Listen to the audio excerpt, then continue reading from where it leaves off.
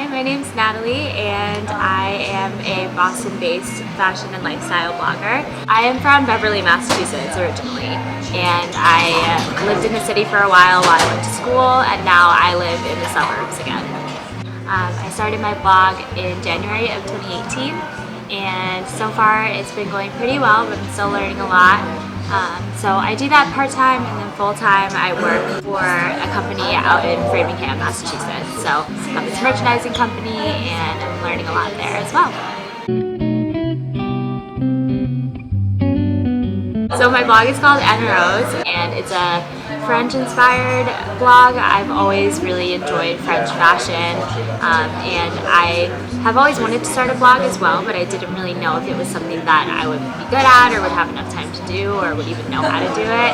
And then a couple summers ago I interned for an Indiana-based blogger, so I did some work for her remotely and really enjoyed it and felt like, wow, this is something that I think I could do too. And she gave me a lot of great advice and really helped me get it started. And so then I just worked on my website for about a month and then decided, you know what, I don't really have anything to lose, so might as well just launch it and see what happens. So it's a really great creative outlet. Again, like, because I don't do it full time, it's been a little bit tricky to balance work and having time to dedicate to the blog, but it's still a great way for me to stay creative and be able to share my love for French fashion and kind of bring a little bit of that to Boston. So I would say Monday through Friday, I don't really spend too much time actually on it. So I work 9 to 5 because I work in a corporate office, and then so by the time evening rolls around, when I get out of work, it's dark outside here in New England already. And in the summer, it might be a little bit different. I might have time to shoot after work, but right now, I really get any photos done during the weekends. And that's pretty much the main time I have, and sometimes if my weekend's really busy, I'll go out in the morning before work with my tripod and set it up and take some pictures that way, which is pretty awkward sometimes because people are staring and they're wondering what you're doing. But I would say that it's worth it, and you just have to not worry about what other people are thinking.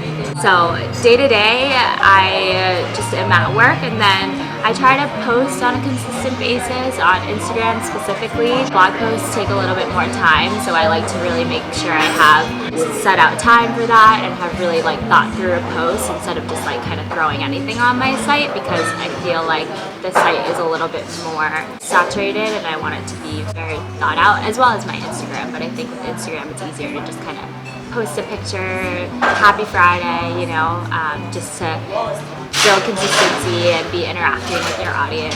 So I try to post in the evenings when I can, pictures from the weekend, and kind of stagger them out.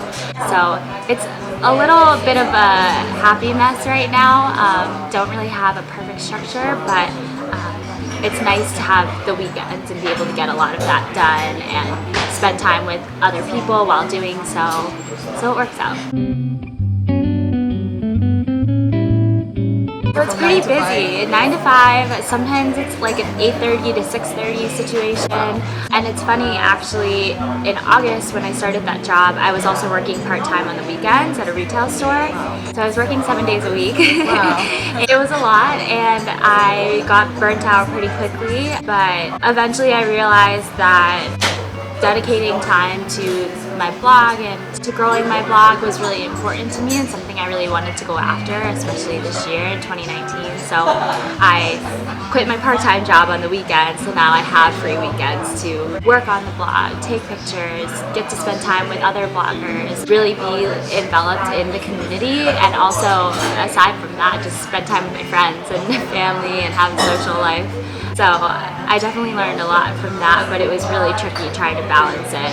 I wasn't very consistent during those few months where I was working 7 days a week because it just felt pretty impossible. So I'm glad to have the weekends back now. I would say how much time goes into it. I think, again, working so much, I was like, I don't have any time to do this anymore. And obviously I knew it took a lot of time. I mean, people do this as their full-time job, they do it for a living, and of course, like that's 40 hours for them. That's full time. That's 5 days a week. And so I think just realizing that it does take a lot of time, it does take a lot of thought and effort, and if I want it to be something that is valuable content, then that's something that I'm gonna have to really think through and not just snap a picture and throw it up and see what happens. Which I don't think there's anything wrong with that either. You know, it's all goes back to being authentic and doing what you want to do and just sharing what you're passionate about. And I would say another thing would be to not spend too much money on new clothes for a vlog or for an Instagram post. I think when I started, I kind of felt like, oh, I need to always have like the newest trend or showcase the newest dress or the newest brand that might not be attainable for me at this point in my life, and that's okay. And I think with the Like to Know It app, it's cool that you get to share and like what you're wearing, and I love that. And I think using that to the advantage of going through your closet and seeing what old pieces you have that might not be in stock anymore, but finding new ones that are similar. And people love that, you know, people love someone picking out clothes for them, and even if it's not the exact item, you can find similar styles and piece together outfits in that way. So there's ways to do it. You don't have to have endless amounts of money to be a vlogger. You can do it just with your closet that you have at home. You don't need to buy any new clothes, even though it can be tempting. It's hard to remember that sometimes because you're scrolling, you're seeing everyone else's posts, and you're like, oh, I wish I had like that Gucci belt or that new like pair of shoes or whatever. But it's like, I mean, I have this shirt that I haven't worn in a couple months, and I loved it when I bought it, and I still love it. And it's not in stock anymore, but I'm sure there's some similar to it. And my jeans I got off of Poshmark. Like, there's ways to still be on trend and be fashionable without breaking the bank. I would say some of my favorite influencers, bloggers, Instagram accounts would be a lot of French accounts. Not surprising, but Jean Damas, she is a influencer. She's Parisian. She has her own clothing line called Rouge, and it's beautiful. Everything they make is amazing, and she just has such a classic, timeless look. Sabina So Cool is another one who I love, and then I also really enjoy looking back on like past fashion icons. So Audrey Hepburn, of course, is a classic. People like that because again, it's fashion recycles itself over time, and we see trends. The 90s are everywhere, no matter where we go for the past few years, which is great. But like Audrey's prime was the 60s, and so that's still gonna come to life again some point in the future. And so just remembering like fashion icons from the past, because they really built a foundation for us, I think. And then I would also say the blogger that I interned for, Kathleen Post, she is indie-based, and she just does a really great job at being so down to earth and so genuine, even though she has such a big following, and she built it, you know, from the ground up. And I just really admire her spirit behind it and her, just like where her head is at. So willing to help other people who want to be bloggers. So I think that's something that if my blog ever takes off the way that hers has, that I want to keep that same mentality as well. I love the Boston blogger community. I think that it is very approachable and very inclusive, as opposed to maybe some of the bigger cities where everyone's trying to be a blogger and it's competitive and people aren't really there to support one another. But I feel like since I've started blogging in Boston, everyone's so willing to help each other, and everyone wants everyone to succeed, and it doesn't feel competitive or like people are unsupportive. And then we have communities like yours and like Outfit of the Day Bostonian, and really everyone is working together, and it feels like a strong community base, and it's not just kind of everyone for themselves. I would say in regards to fashion, I think Boston fashion is very classic and traditional, but people like to try trends here and there and bring in trends from different parts of the world, which I think is great. And I think for me, because I love French fashion so much, it's not something I see super often in Boston. So I'm trying to bring a little bit of that here as much as I can, and obviously I'm not French, but I love the culture and I love the style. I think the thing about French fashion that I've noticed is it just feels so natural and so effortless, but it's also timeless and it's classic, but there's ways to add a fun twist, like whether it's wearing a little bit of a more interesting lace blouse but really good denim, or wearing just a black top and your favorite pair of jeans and then throwing on a cool pair of shoes. Like just adding those little twists, but not to the point where you look back a couple years later and think, oh my gosh, like why did I wear that, or I was just giving into trends because it's what everyone else was doing. But I think French fashion just feels very genuine to me, and just very effortless, kind of like it looks like you didn't even try really, but you still look put together. In Boston specifically, I worked with Wink Lash Bar for a while, which I loved because I had always wanted to try lash extensions and it was the perfect opportunity to try it. And they're great. Their lash bar is located in Packard's Corner by Boston University. It's such a cute space. They have the palm leaf wallpaper everywhere, and you just go in, you kind of take a nap, get your lashes done, and you wake up and you have nice long fluttery lashes. So that was a lot of fun. I remember I actually used to work at Madewell on Newbury Street, and I also got to work with actually one of my really good friends. His name is Carl Vimadar. He is an up-and-coming Boston photographer. So I worked with him a couple times, and he helped me do a blog post for Valentine's Day last year. I did kind of like a day to night Valentine's Day outfit post, and so he helped me shoot for that. We shot in Harvard Square, and that was a lot of fun.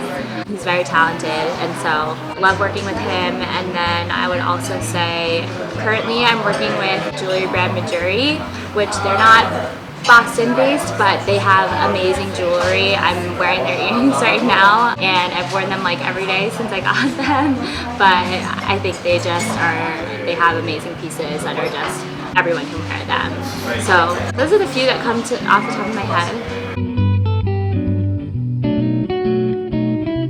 I would say just to really kind of find my niche and just really stay true to that. I think that's been really helping me the past couple weeks actually, is just kind of getting together my like Instagram grid and figuring out what I want it to look like. I want my style to be very obvious when you find my page or when you look at my page, and so I've really been trying to work on that.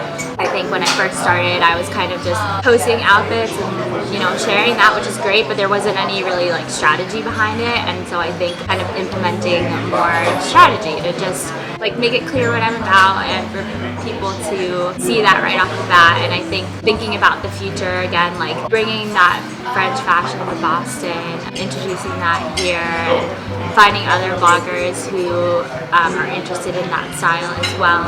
I would also say just engaging more with the Boston blogger community, building my audience, engaging more with my audience, and I would say also getting out of my comfort zone, doing things like this, like doing an interview and getting in front of a camera, doing things that are a little bit different as well. I do. I would love to work with Reformation. They are my favorite brand. I love their clothing, love their style, love everything about the brand, the eco-friendly side as well. So I would love to work with them at some point. There's a couple of boutiques in the area that are really sweet that I would love to work with as well. I know No Rest for Bridget is a little store on Newbury Street, and they have some fun pieces as well, and it's very affordable. And I think I want to try some more beauty aspects as well, or I want to explore more of the beauty side of my blog as well. I like makeup, hair, just, you know, the basics because I'm definitely not a makeup artist or anything like that, but having a little bit more fun with my makeup. I do the same thing every day basically, but I love lip colors and trying new lip colors, or finding the perfect mascara, things like that, and getting to share that with my audience as well. So I think any beauty brands that I could work with in the future would be really exciting too. I would say to start a blog anyway, because those are all the questions that I was asking myself before I started a blog, and I had a lot of self-doubt and was like people aren't going to want to read my blog, and I don't even know how to start this, I don't know how to make a website, like all of those things that you question yourself when you want to start something new. But I think the best advice that I was given before I started my blog was that, one, I have nothing to lose. If people don't like it, whatever, you know, it's what I enjoy doing, and some people will respond and some people won't, and that's okay. Secondly, the best advice that I got was that it's better to start it now rather than think, oh, maybe in a year I'll start it, and then you start it in a year and think, oh, I could have been doing this whole time. I thought it was a really interesting way of looking at it. I feel like it's easy to put things off when you're a little bit hesitant to starting something, but why not just start it now and see what comes of it? Especially with the blogging industry, it's become so saturated that you have people from all over the world wanting to be bloggers, wanting to be influencers, and it's just going to continue to get more saturated. And I think, of course, people are recognizing now that it's pretty hard to get started as a blogger and get your name out there. But with that being the case, you might as well get as much of a head start as you can. Right, that's awesome. Well, thank you so much. Another extra